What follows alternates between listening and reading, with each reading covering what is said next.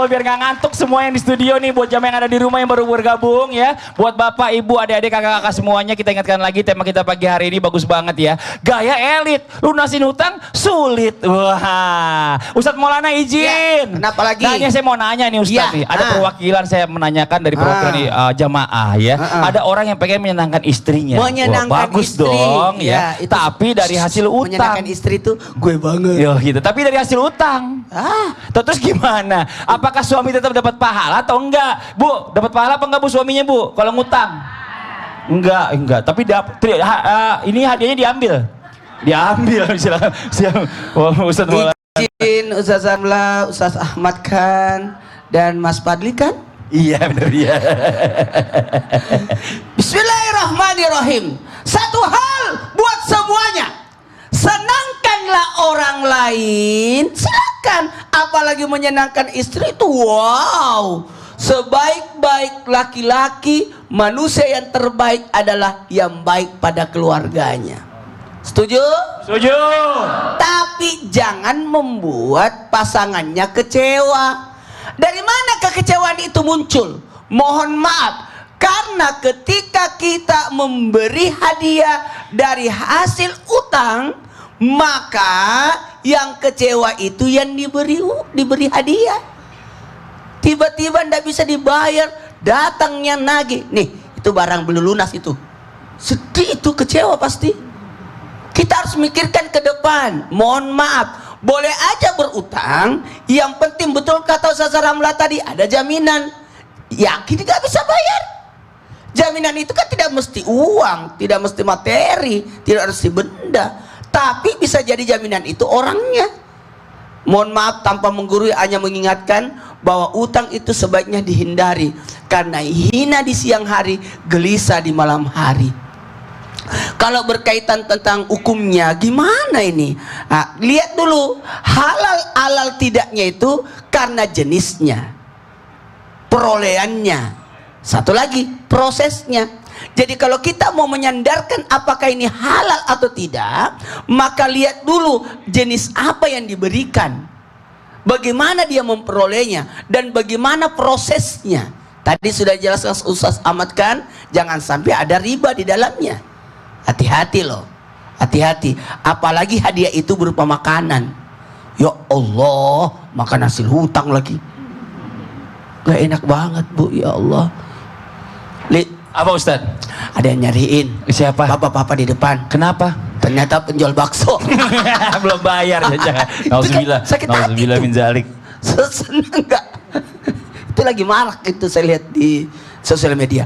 Mohon maaf, maka usahakan bayar utang itu hukumnya wajib. Masya Allah. Sering, bayar utang itu hukumnya wajib. Tapi boleh nggak minjemin istri kasih hadiah? Bayar utang hukumnya wajib. Memberi hadiah adalah sunnah. Jadi yang mana didahulukan? Wajib dulu. Masya Allah. Oh, jadi nggak boleh nih kalau misalnya ngutang. Nggak boleh, nggak boleh. Jangan ya. Mau nggak dikasih hadiah? Jangan, iya nggak mau. Ya Allah, dibulak-balik kali. Makasih banyak Ustadz Maulana, tepuk tangan Ustadz Maulana. Kita lanjut lagi nih buat jamaah Islamitina yang dirahmati Allah. Banyak orang kalau udah ngutang pusing 7 keliling. Gimana cara bayarnya? Pas saat jatuh tempo dia nggak bisa bayar, ngutang lagi di tempat lain buat tutupin utang yang ini. Paling enggak dia utangnya udah lunas dulu, tapi ngutang lagi di tempat lain. Kita tanya sama guru kita Ustazah Romlah, boleh gak kayak gitu? Mohon izin penjelasannya, silakan. Fadol Ustazah Romlah. Ayo semangat ya Mas Fadli, Ustadz Ahmad Khan, adanya Sahrul Khan. Dan Ustadz Maulana, Masya Allah, Masya Allah kan.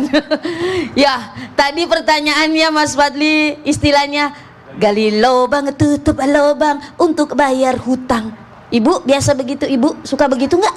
Jangan Bu, Masya Allah. Nah, apakah boleh bayar hutang dengan hasil berhutang?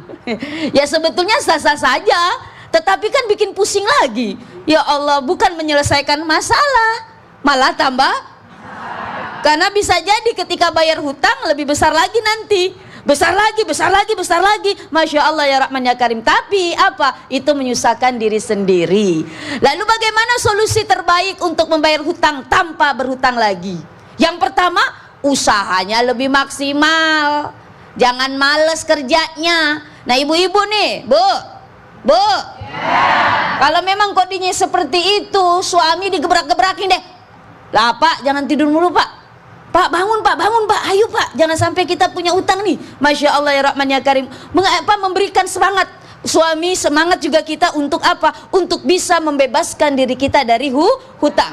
Yang kedua apa? Kita prioritaskan yang paling utama. Jangan kita, mohon maaf, terkadang kenapa kita banyak berhutang? Karena kita hidup mengikuti gaya, mengikuti nafsu, mengikuti keinginan. Padahal apa? Hiduplah sesuai dengan kebutuhan kita. Ya, Bu? Betul, Bu? Masya Allah, terkadang apa? Gayanya aja. Pakai emas bererotan tuh. Dari ujung rambut sampai ujung kaki. Ya Allah, 1 kilo itu emas. Tapi ternyata hutang. Na'udzubillah min dzalik, Masya Allah. Jadi apa? Prioritaskan hidup kita itu sesuai dengan kebutuhan, bukan sesuai dengan keinginan kita. Yang ketiga, Masya Allah, apa? Ya kita pandai-pandai memanage pengeluaran kita. Agar apa? Sehemat mungkin. Agar apa? Kita bisa menyelesaikan hutang. Jangan sampai kita bayar hutang tadi dengan hutang enggak lagi. Gali lubang, tutup lubang. Dan yang tentu yang paling, mohon maaf, yang paling utama, kita meminta kepada Allah Subhanahu wa Ta'ala. Karena dialah yang mengatur kehidupan kita semua. Agar apa? Kita terbebas dari hutang. Ada semacam doanya, kita sholat hajat, kita sholat tahajud, kita bersujud kepada Allah.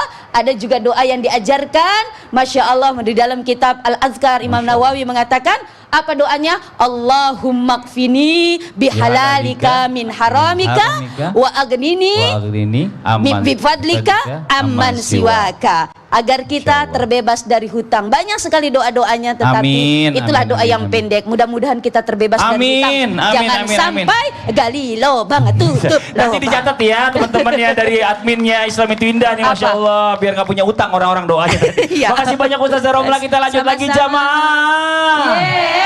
Ini ya, kalau kita lihat ada orang yang postingannya jalan-jalan terus, makan-makan di mana-mana, ya rezeki cukup, giran punya duit, utangnya kagak dibayar. Panas apa panas Bu? Panas banget Bu, pasti ya. Nah ini sekarang bagaimana nih? Katanya saya pernah dengar kalau orang yang udah punya rezeki, dia harus buat bayar utang tapi nggak dibayar, itu katanya bisa dapat atau rezekinya itu jadi nggak berkah. Coba kita tanya sama guru kita Ustaz Ahmad Khan. Mohon izin waktunya, silakan Ustaz Ahmad Khan. Mas Fadli. Jamaah Islam itu Indah yang dirahmati oleh Allah Subhanahu wa Ta'ala.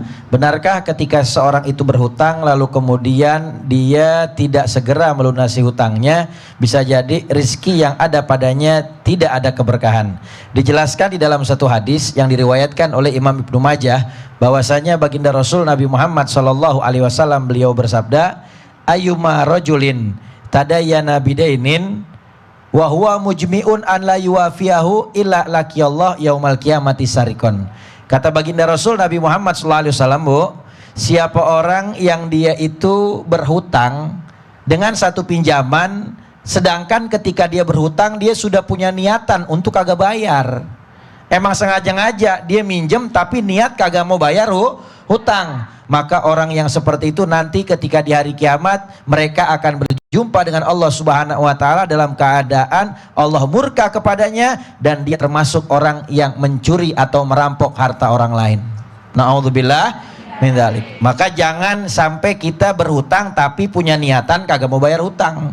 Karena memang banyak manusia di akhir zaman ini yang kerjaannya memang cuman berhutang.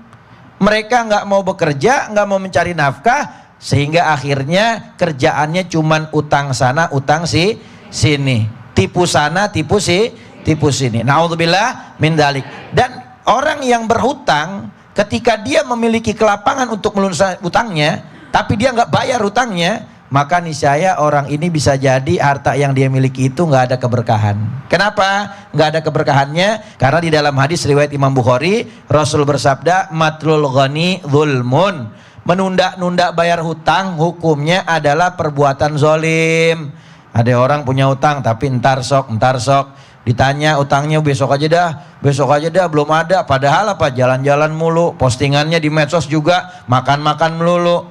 Maka orang yang suka menunda hutang padahal dia mampu membayar hutang, maka dia berbuat zolim kepada orang lain, sehingga harta yang ada pada orang yang berhutang tadi karena dia tidak mau membayar hutang itu adalah kezoliman dan bisa jadi itu tidak ada keberkahan di dalam hartanya. Maka naudzubillah min dzalik, Dzalik. jangan suka kita menunda-nunda bayar hutang. Jadi Kalau- benar-benar nggak berkah tuh ya. Nggak berkah. Jadinya naudzubillah. Kenapa? Karena dia zolim sama haknya orang orang Nauzubillah. lain. Makasih banyak Ustaz Ahmad Khan atas penjelasannya. Tepuk tangan buat guru kita Ustaz Ahmad Khan. Ini saya mau bacain ada sedikit komentar nih dari jamaah Islam itu Indah yang ada di rumah nih. Dari Miau Goreng ya.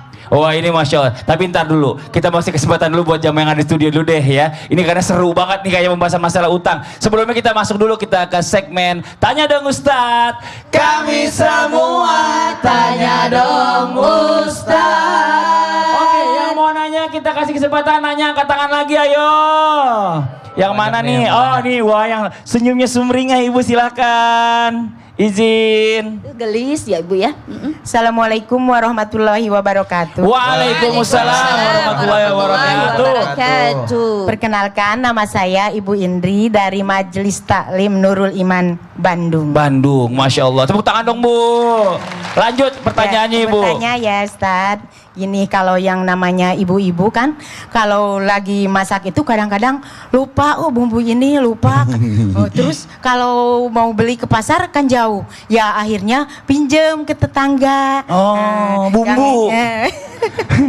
Bumbu dapur. Ya, yang saya mau tanyakan, itu wajib dikembaliin, itu yang pinjaman itu terus. Walaupun yang ngasih pinjam juga nolak gitu. Nolak. Ya, Oh iya, ya. oke. Itu aja Ibu pertanyaannya. Makasih banyak. Assalamualaikum warahmatullahi wabarakatuh. Waalaikumsalam warahmatullahi wabarakatuh. Tepuk tangan, bagus banget pertanyaannya. Ustazah Romlah nih gimana nih seandainya? Ibu-ibu yang jawab ya, ibu-ibu Iya, jawab. Iya, ibu-ibu yang jawab. Nih gimana nih? Minjemnya cuma sejumput, masa balikin lagi sejumput? Katanya, udah nggak usah. Itu kira-kira gimana tuh? Boleh nggak kayak gitu? Iya, Masya Allah. Ibu, ya maaf. Ya Allah, Ustadz Maulana Ustadz Ahmad Khan dan juga Fadli Khan. Masya Allah. Ini ibu-ibu ini ada kasus nih, biasa ya Bu ya, suka masak ya, nyenengin suami ya. Ya, nah Allah, lagi enak-enak masak nih, tiba-tiba ada yang kurang. Garam kek, entah penyedap rasa kek. Bu, sok gitu Bu? Sok itu? Sok itu? Masya Allah ya Rahman ya Karim. Ya biasa begitu Bu ya. Ya Allah. Nah, mau ke pasar tanggung nih. Nanti angus, tanggung nih udah lagi tinggal sedikit lagi. Masya Allah, udahlah minjem sama tetangga. Tetangga, pinjem dulu dong garamnya. Ini kurang nih, Masya Allah. Nah, ketika ibu bilang minjem, yaitu utang, sedikit apapun ya harus dibayar. Yang namanya minjem kecuali ibu lagi masak enak, tetangga minta dong garamnya. Nah, kalau memang ngomongnya minta, berarti kita minta. Urusan dikasih dan tidak dikasih ya udah urusan tergantung kita. Kalau beruntung dikasih, nggak beruntung, tapi masa sih garam sedikit aja nggak dikasih Bu ya? Kalau sedikit dikasih, mintanya sekilo. Repot ya. Masya Allah ya Rahman ya Karim. Jadi tergantung dari tadi akadnya omongannya. Kalau ibu minjem berarti ya harus dikembaliin sedikit apapun. Tapi kalau ibu bilangnya minta, dia ikhlas, dia ridho, ya udah. Namanya minta kan.